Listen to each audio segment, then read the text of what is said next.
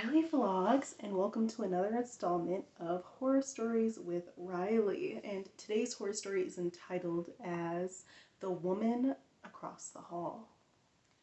So this is set in when I was 16 and 17, because we lived there. We started moving there in the summer. And then we moved out in summer, so my birthday passed, so a year, I had just turned one age, then turned another. Yeah, so, but for all intents and purposes, mostly 16. The setting is a small apartment complex, and not named, and I lived there with my oldest evil brother, and my terrible mother. And yeah, my mom had just underwent a bad divorce, and she had to sell her vehicle. So my brother's car, his 2002 Taurus, was the only vehicle we had. And I say we, but I was barely ever in that bitch. I had to walk every fucking where. Part of how and why he was terrible. If it was time for me to go to work, he would literally deliberately be going to get frozen yogurt in a fucking video game. Like literally each and every fucking time. So yeah, but yeah, so I was working at a small concession bowling alley, walking to and from work, doing online school to finish getting my diploma, and via my own choice. And because I just couldn't take the school setting anymore. My mom, she needed help. She'd gotten laid off. And so I was just like, I'll just work, get a job, and try to finish school online, even though I hate school. And yeah, so that's kind of how it was. Everybody worked, and we lived in this type of apartment that only had 2 bedrooms. So me and my mom had a room, even though she would sleep in the living room, which became a trend and stayed a trend till the day I moved out as an adult and have the family I have now. But anyway, so she would sleep in the living room, and my brother had his own room, of course, because he's the fucking prince of everything. And yeah, there was a couple across the hall, directly across the hall, and they were a lesbian couple. Nothing wrong with that at all. That's really not the essence of the story. It's just kind of like a footnote, if you will, just setting the scene. But yeah, so one of them, what will I say her name is?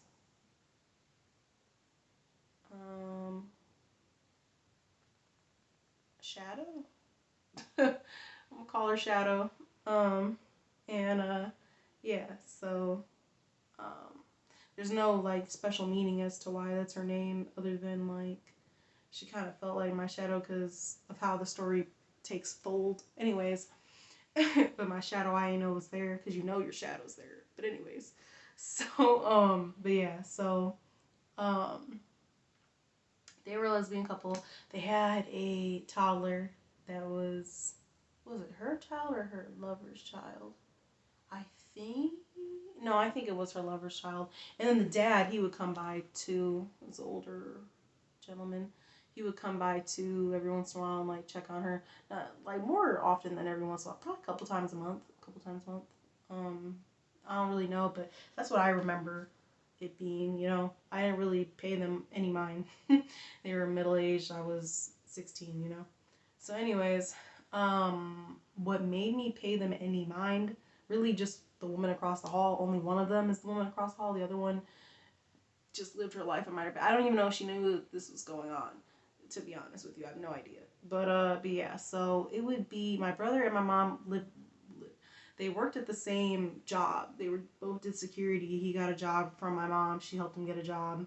He's the only child. Well, that's not true. She helped my second brother get a job, but he just didn't keep them. She never helped me get a job. That was what I was gonna say. Anyways, but yeah, so they both worked at nighttime together, and so they would leave and go to work together. and come home together. So, and only have one car, you get it. So anyway, their shift was midnight to like 8 a.m. or 7 a.m. or something like that. Yeah. So they would come home really early in the morning. Needless to say, sorry, I'm tired. They would come home really early in the morning. Um, and I would just do whatever, schoolwork, play Sims on my laptop, and I would typically clean the whole apartment. I was a night owl naturally, so I would be up. I would sleep during like the day if I wasn't doing anything with my mom or doing anything with like a friend. I would just sleep or whatever. So, anyways, um, and go to work in the evening because I worked at the bowling alley concession, so that was in the evening. So yeah, and then my schoolwork I can more or less do any time of the day. So, which was pretty much Googling. So yeah, I wasn't up studying. Sorry. Don't follow my example. It's awful. Anyways, but yeah, I noticed one night I heard like, cause the apartment was very small. Living room was probably the size of our bedroom, so um, and so I noticed I heard like noise in the corridor, like noise, like not like somebody coming and going, but noise as in like somebody would make when they've been standing outside your door for a while. Um, I heard like kind of like her pivoting from. And she was a larger woman, easily like 300 pounds, not to be rude, but so I heard her pivoting from. She would wear jeans all the time, so if you thick, your thighs will make like a little like rub noise when you pivot from one foot to the other. They'll like rub, and then the jeans will rub, and then they'll make that friction noise that they make. So I would hear like that. She smoked, so I would hear the door if she went outside. So I would hear her front door, and then I would hear the door because we were right next to it. Right next to it, you come out your door, and then the outside door, and then there's like a tiny ass porch, and then our living room window's like right there. So anyway, so it always felt suffocating because if you wanted to vent about them, you couldn't, and if I wanted to vent about my brother, I freaking couldn't. I should really tell y'all more about this dive apartment. I'm gonna do another story time on that because I be telling my boyfriend about it, and yo, oh god. So anyways, one of the other story times is about the same apartment complex, but I had to tell y'all more about my brother in it. I swear to God. I swear I do. Anyways, but yeah. Gold, I told you I could never reach the bottom. I could never reach the bottom. Ever. Ever. Of everything. Anyway, but yeah. So, yeah. So anyways, I would hear her go out of her door, go out the outside door, but I would never hear her enter her apartment again because she didn't enter her apartment again. She stayed outside of our apartment night after night. And when I tell you she stayed outside of our apartment, like imagine this mirror as a door. She would literally be on our front door. And she knew that I was home alone and we only had one car. So she knew that I was home alone. Did she ever try to like test the doorknob or anything? No. And I would just be a few feet away on our small little like, it was basically the back seat of my mom's van she had to sell. It wasn't even a van. It wasn't even a couch, and so I would like sit there and like just feel awkward, not want to move because she could hear me move in there, not want to use the bathroom. She could hear me use the bathroom in there, like bruh. Just very suffocating. It felt very like you're in a fishbowl, and even if the doors are closed, everybody knows everything that's going on. I don't know. I don't know how we did it. It's like you couldn't breathe. But anyway, I'm actually really glad I'm telling this story because a lot of stuff about this will make the story of my mom make sense. But anyways, but yeah, so yeah, yeah, freaking, I came to realize that because I kept hearing like little like noises, like her jeans rubbing as she and heard the sound of her pivoting on the cheap carpeting to one foot to balance on one foot from the other. And that's a distinctive noise. And then she would rub against our door while she did it too. So there's three noises going on at once. And so then I would see like, you know, or no, that's not true. I was about to say, could I see daylight underneath the door? I don't think so. I think it had the kick plate. I think. But anyway, I would hear her pivoting from one foot onto the other, and then we had a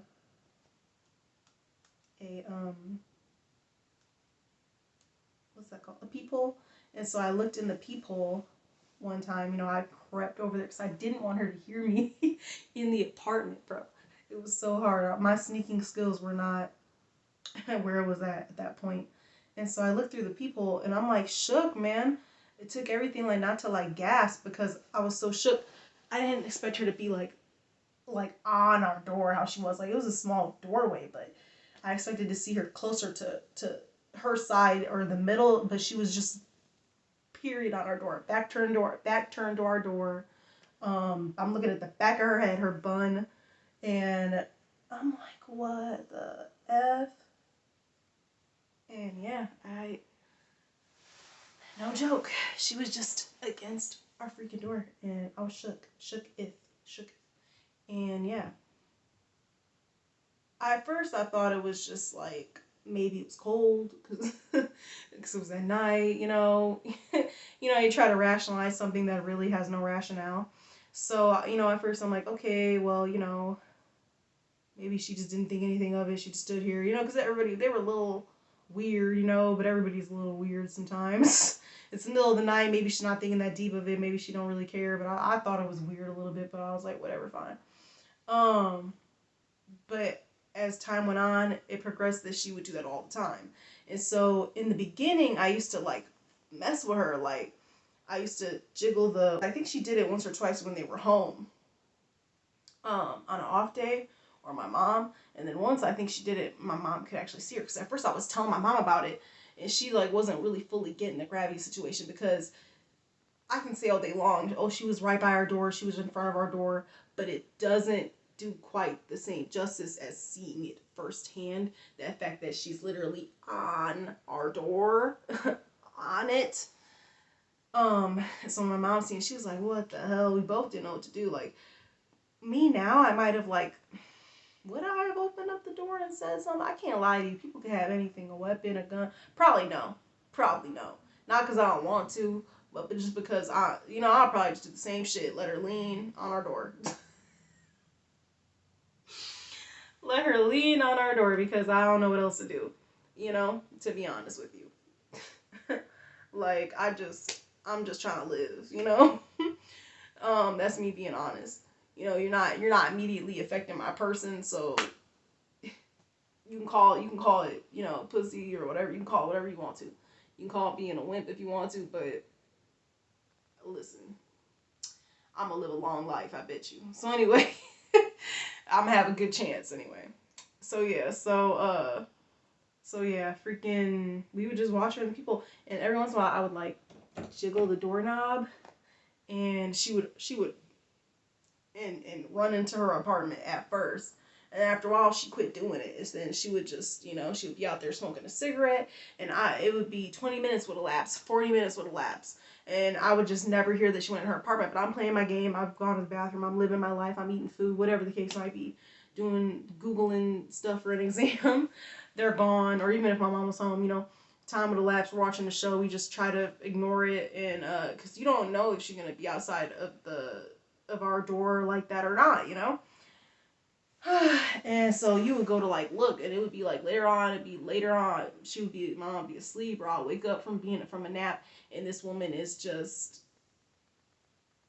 still on our freaking door. Like, it would never be when her lover was home. That's why I have no idea if she knew or not. I don't know where she was. I don't really think that they had a job, either of them. So I don't know where she was. But I think maybe with family, because she did have family. And then there's the guy that was her kid's dad. Whatever that may have been, So I think she had family to go see and took the baby with her. So, because I didn't really get the sense that they had a job. But I don't know. Maybe she did. So it would just be when she was home by herself. I don't know why she wouldn't go with them. I don't know their life. Like I'm telling you, I don't know their life. I don't have no idea. I have like my business syndrome. Where you mind your business to a fault. Yeah, that's me. So anywho, um, yep. I'm telling you, a mystery. I'll die and never know what this was about. So, um, so yeah, she would just do that stuff very often, like several times out of the week. And it was just extremely weird, extremely off-putting. It was always late at night, like after 1 a.m. And she would spend, like, no joke, like one time I think she really spent like at least an hour or two straight just at our door. I don't know. We don't know if she was into one of us. We don't know if she was into my mom or me. She never said anything. She never nothing. This was it. This was the gist of it. And so, I got a sense of humor. It's not everybody's cup of tea. I'm gonna tell you right now. But anywho, I'm just because the story would be too short if I didn't. I have to entertain you. So, but yeah. So my shadow, shadow. Uh, Me and my mom come up with a joke like it's Whitney. Like if I was Whitney Houston, we don't know if she liked me or like my mom. We don't know why she. We don't know if she just didn't know what. We don't know. But we came up with the joke irregardless. That cause laugh or cry and call the cops. I don't know. But yeah. So we made the joke that we were probably safer with her guarding our door. And I was like, I'm Whitney Houston because I can sing. And I was like, I'm Whitney Houston. And she like the bodyguard. So we used to call her like the bodyguard. You know what? That should have been her name for the story time. But anywho, the bodyguard. So she was like our bodyguard. We were like, oh, we're probably safer because honestly, you guys, that apartment complex was very, very run down. A bunch of crazy ish went on there. A bunch of crazy ish, and I'm gonna tell more story times about it because I easily have like 6 or 7 story times just off this apartment complex alone. Yeah. So, yep. So homeless people would, because the doors didn't lock, the main outside doors, there was 2. So you can go out the front of it, back of it. We were to the back of it facing the parking lot that everybody parked in. Everybody can only park in one parking lot, one straight back one. Anyway, with one access point in or out. But anyways, so we were off the street. So parking lot, our apartment window, and then the other way was the literal road. So anybody could walk up in there and I guess get warmth if you wanted to. So it was colder and there was a homeless guy passed out drunk in the hallway, and me and my mom, we walked to the store a different time, and the same man, he was asking us for money literally out of our apartment, straight out of our apartment. So homeless people would come in and sleep in the corridor of our apartment complex, of our apartment, yeah. So we felt kind of safe for the fact that she was just kind of stationed there in her size, and she was tall too, so it's like kind of like I have free protection in a sense, We knew she wasn't the homeless people at least, and she had something to lose, a lover, a baby, a daughter. So yeah, she had something of a life to be concerned with. So yeah, unlike anybody off the street coming in to get some warmth. So yeah. That's the story. Like, I really don't have much to tell you because I don't know why it was going on. But that was the woman across the hallway, and that went on for months. I can't really tell you how many, but it went on for a good portion of it. Probably went on for longer than I think, because that's just when I realized she was doing it. She might have been doing it from the beginning. I don't know. Because in the beginning, I went to school. I would spend the night over other friends' houses. My mom would be gone, and brother at the same time working. So, but it did seem like she did it when it was just me home. So I don't know. And she knew I was underage. So I don't know. I done been through some things, man. This is the stuff that I'll never tell y'all. And now I'm telling you. I know this story was short. There will be 2 stories every Saturday for the month of October. And that is, and vlogs will be continuing. This is why I'm getting these 2 stories out the way real quick. So I can have them be premiering. I think I am going to have them separate. in the interest of time. It's just something short for you to listen to if you would like to, if you honor me in that way. Yeah. So thank you so much for watching. Please be sure to like, comment, and subscribe. And we will be back for another horror story with Rylie next Saturday. So please be sure to stay spooky in the meantime. And stay ghoul. I'll see you later. I'm so corny.